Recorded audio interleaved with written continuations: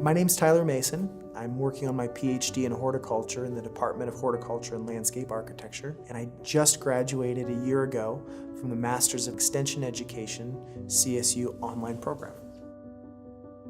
The principles of agriculture extension is to communicate scientific information to the public, and that could be a consumer like you and me, or it could be a farmer or a vegetable grower, or it could be someone in the industry, and we give them these tools and this information and they decide how to apply it in their situation.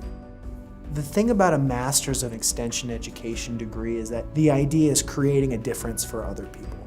So for me, that difference is focused on sustainable vegetable production. When I started my master's degree, I started with the idea of improving my resume.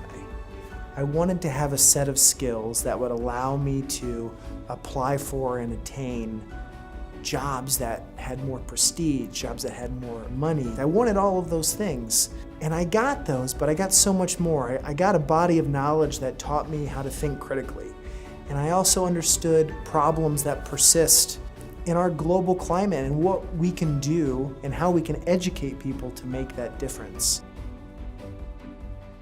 I really didn't like school, but I loved education. I didn't realize that as a kid. I like to learn.